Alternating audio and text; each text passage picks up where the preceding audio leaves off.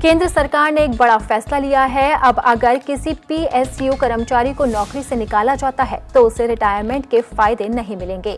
सार्वजनिक क्षेत्र के पीएसयू के किसी भी कर्मचारी को बर्खास्त करने या हटाने की स्थिति में उसे सेवानिवृत्ति का लाभ नहीं मिलेगा। केंद्र सरकार ने ये जानकारी देते हुए कहा कि इस तरह की बर्खास्तगी या हटाने के फैसले की समीक्षा संबंधित प्रशासनिक मंत्रालय करेगा। कार्मिक मंत्रालय ने इस संबंध में केंद्रीय सिविल सेवा पेंशन नियम 2021 में प्रमुख बदलाव किए हैं। हाल ही में अधिसूचित केंद्रीय सिविल सेवा पेंशन संशोधन नियम 2025 के अनुसार किसी भी कर्मचारी को सार्वजनिक क्षेत्र के उपक्रम में शामिल होने के बाद किसी भी कदाचार के लिए बर्खास्त करने या हटाने से सेवानिवृत्ति लाभ नहीं मिलेगा।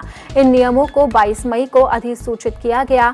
इसमें कहा गया कि कर्मचारी की बर्खास्तगी, निष्कासन या छंटनी की स्थिति में उपक्रम के फैसले की समीक्षा प्रशासनिक रूप से संबंधित मंत्रालय करेगा। पिछले नियमों में कर्मचारी की बर्खास्तगी या सेवा से हटाए जाने की स्थिति में सेवानिवृत्ति लाभ को जब्त करने की अनुमति नहीं थी। केंद्रीय सिविल सेवा पेंशन नियम 2021 रेलवे कर्मचारियों, आकस्मिक और दैनिक वेतनभोगी रोजगार में शामिल व्यक्तियों और आईएएस, आईपीएस और आईएफओएस के अधिकारियों को छोड़कर 31 दिसंबर 2003 को या उससे पहले नियुक्त सरकारी कर्मचारियों पर लागू होते हैं। पहले के नियमों में ऐसा नहीं था। पहले अगर किसी पीएसयू कर्मचारी को नौकरी से निकाला जाता था तो भी उसे रिटायरमेंट के फायदे मिलते थे, लेकिन अब ऐसा नहीं होगा। सरकार ने नियम बदल दिए हैं।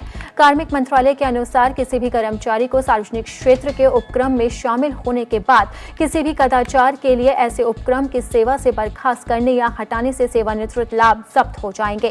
इसका मतलब है कि अगर कोई कर्मचारी गलत काम करता है तो उसे रिटायरमेंट के फायदे नहीं मिलेंगे।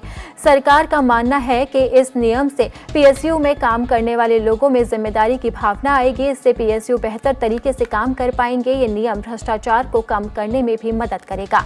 अब कर्मचारी गलत काम करने से डरेंगे क्योंकि उन्हें पता है कि ऐसा करने पर उन्हें रिटायरमेंट के फायदे नहीं मिलेंगे।